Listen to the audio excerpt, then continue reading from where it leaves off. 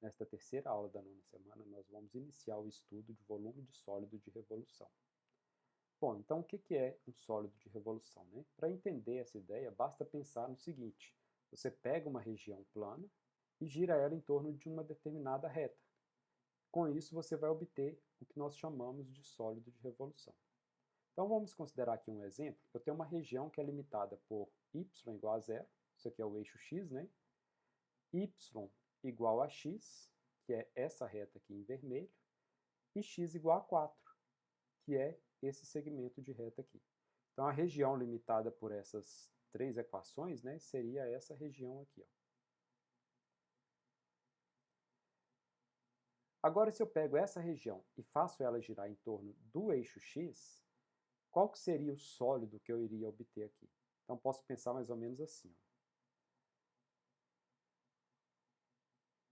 Então aqui seria a projeção dessa reta aqui, né, abaixo do eixo x, apenas para ajudar na visualização. E o sólido de revolução gerado seria o sólido que eu geraria pegando essa região aqui, rodando ela em torno do eixo x. Então seria mais ou menos essa figura aqui, ó. Não sei se vocês conseguem visualizar, mas tentem entender isso aqui como um cone. Então essa aqui seria a base lá do cone, né? Então esse sólido aqui, esse cone gerado ao girar essa região em torno do eixo x, é o que nós chamamos de sólido de revolução. No caso aqui, nesse exemplo, né, eu estou girando ele em torno do eixo x, mas eu poderia girar também em torno do eixo y. Vamos ver nesse outro caso aqui, ó. Então agora, nesse caso, a minha região é limitada por x igual a zero, que é o eixo y, x igual a 1, que é uma reta paralela ao eixo y, no caso aqui estou me referindo a essa parte, y igual a zero, que é o eixo x, e y igual a 3, que é uma reta paralela ao eixo x, que no caso estou me referindo a esse segmento aqui. Se eu fizer essa região aqui, limitada por essas equações, né, girar em torno do eixo y, o que eu vou obter? Então agora eu quero fazer essa região girar em torno desse eixo. Vou fazer do lado de cá. Então girando em torno do eixo, y, né, eu teria algo mais ou menos desse tipo, ó. Então, aqui e aqui. Isso aqui seria o quê? Seria um cilindro. Entendam isso aqui como um cilindro, né? Peguei esse retângulo aqui da direita e girei ele em torno desse eixo y, gerando aqui um cilindro.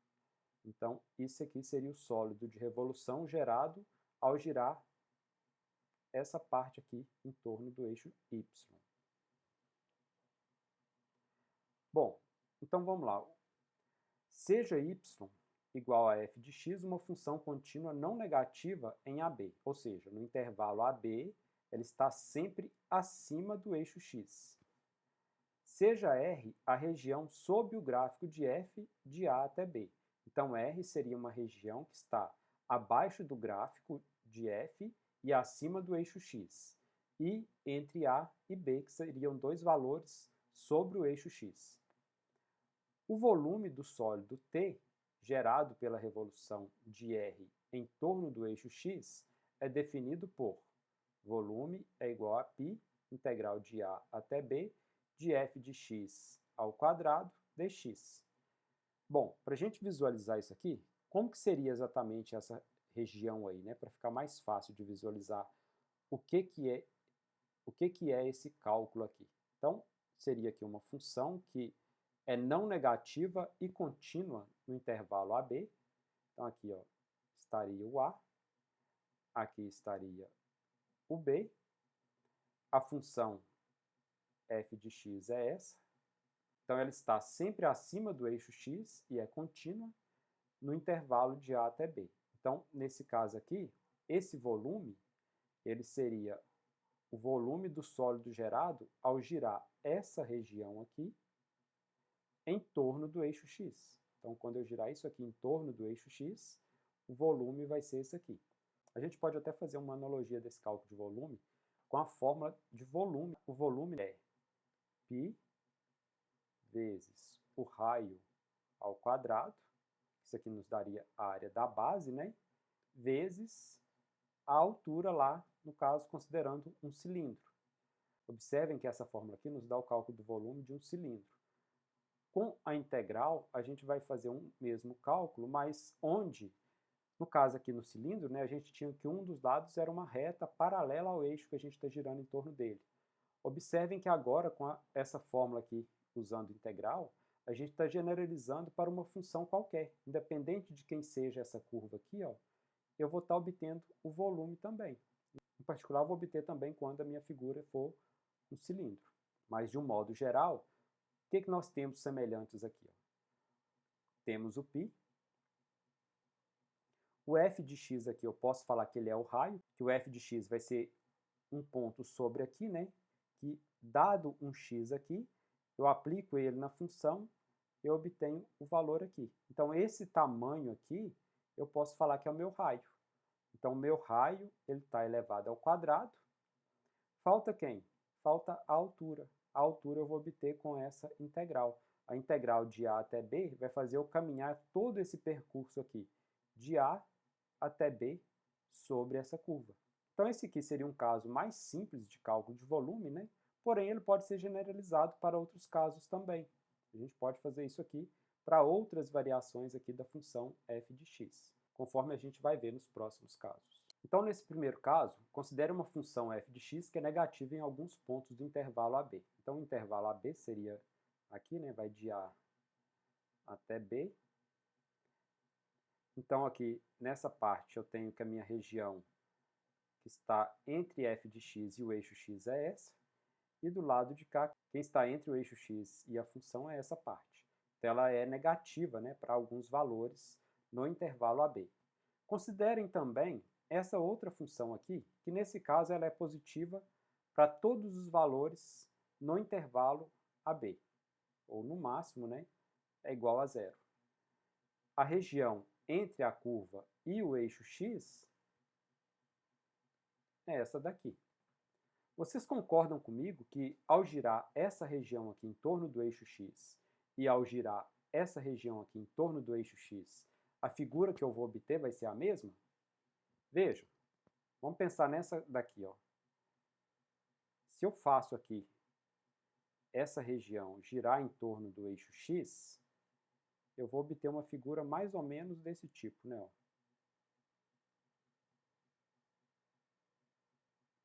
Vocês concordam que tanto ao girar essa região em torno do eixo x, quanto ao girar essa região em torno do eixo x, a figura que eu vou obter aqui é a mesma? Sim, né?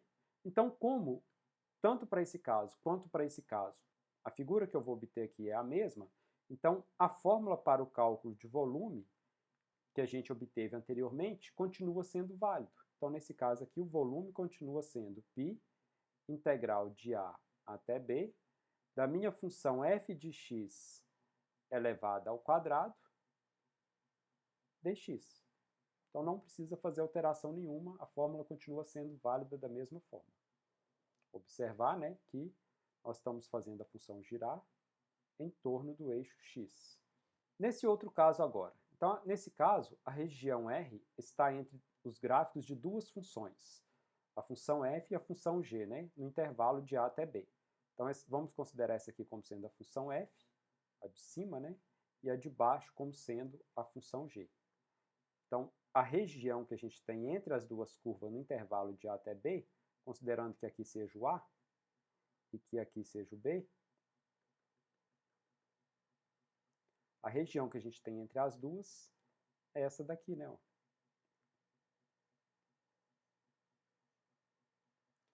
E qual que é o sólido de revolução gerado ao girar isso aqui em torno do eixo x? Então vai ser algo mais ou menos aqui, ó.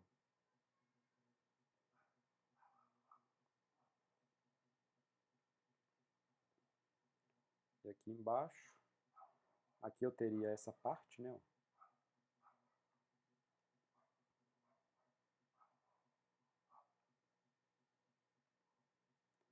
Aqui. E aqui embaixo eu tenho isso aqui. Então, teria isso. Isso.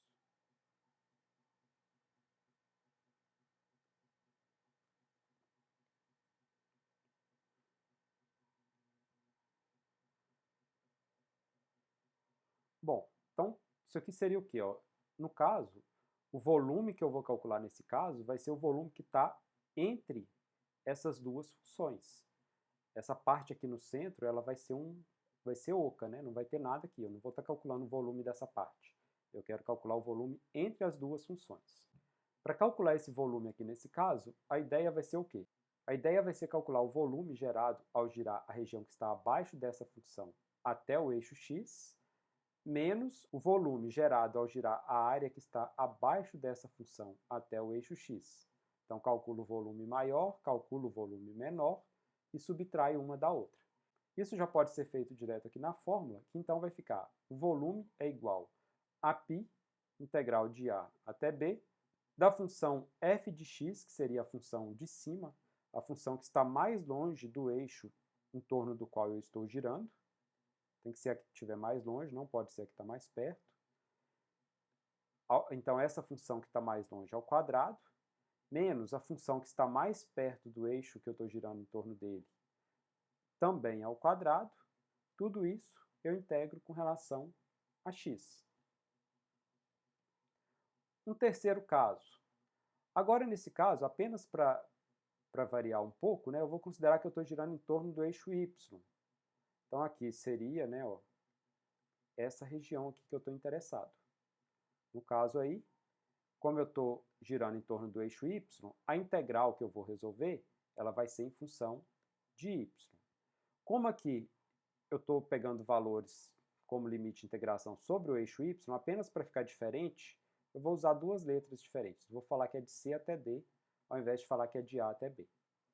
E se eu pego essa região aqui e giro ela em torno do eixo y, eu vou obter mais ou menos isso aqui. Ó.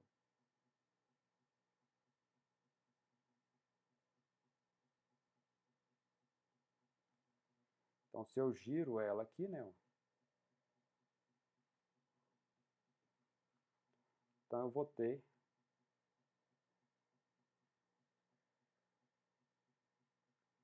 essa região aqui. E eu quero calcular o volume dessa região. Como aqui eu estou girando em torno do eixo y, então não tem nada em especial, né? A única coisa que eu tenho que tomar cuidado é, como eu estou girando em torno do eixo y, a minha integral vai ser em relação a y. Se a integral é com relação a y, a função também depende de y. Então aqui eu tenho que ter um x que é igual a uma função que depende da variável y. E os limites de integração também vão ser pegos sobre o eixo y. Então, nesse caso, o volume vai ser π integral de c até d de g de y ao quadrado dy. E agora o quarto caso, eu separei ele em duas partes, né, a parte A e a parte B. Nesse caso aqui, eu vou girar a minha região, que seria essa região aqui, ó, em torno de um eixo, chamar aqui de L, que é paralelo ao eixo x, mas ele é diferente do eixo x. Ele está ou acima ou está abaixo. E eu quero girar, então, nesse caso, essa região em torno desse eixo L. Como que vai ficar o sólido nesse caso? Algo mais ou menos assim, né?